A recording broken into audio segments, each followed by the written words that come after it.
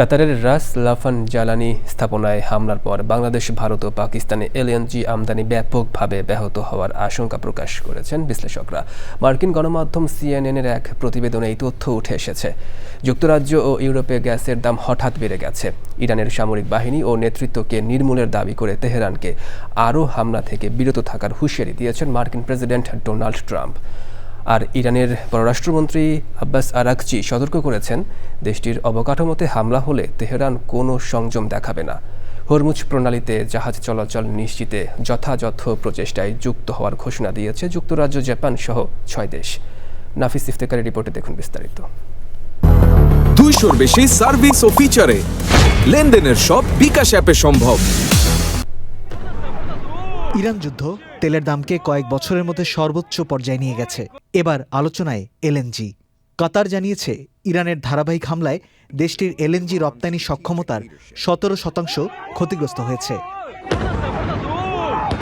ক্ষয়ক্ষতি কাটাতে 3 থেকে 5 বছর পর্যন্ত সময় লাগতে পারে। মার্কিন গণমাধ্যম সিএনএন এক বিশ্লেষণধর্মী প্রতিবেদনে বলেছে, কাতারের রাস লাফান ইন্ডাস্ট্রিয়াল সিটিতে ইরানের ক্ষেপণাস্ত্র হামলায় ব্যাপক ক্ষয়ক্ষতি হওয়ায় বাংলাদেশ, ভারত ও পাকিস্তানে বড় ধরনের বিদ্যুৎ বিভ্রাট ও শিল্প কারখানায় উৎপাদন ব্যাহত হওয়ার আশঙ্কা রয়েছে। বাংলাদেশের এলএনজি আমদানির 70% আসে কাতার থেকে। বাংলাদেশের প্রায় অর্ধেক বিদ্যুৎ গ্যাস থেকেই উৎপাদিত হয়, এমন তথ্য উল্লেখ করে বিদ্যুৎ উৎপাদন ব্যাহত হওয়ারও আশঙ্কা জানিয়েছে সিএনএন। যুক্তরাজ্যে পাইকারি গ্যাসের দাম প্রায় 140% বেড়েছে।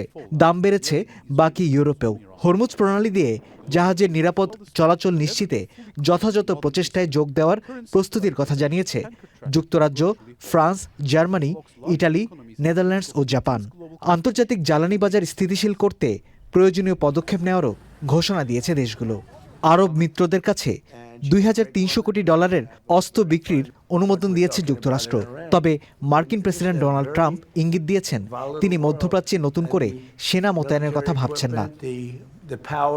ইরানের ক্ষেপণাস্ত্র হামলার পর ইসরায়েলের হাইফা শহরে গুরুত্বপূর্ণ তেল শোধনাগারে অগ্নিকাণ্ড হয়।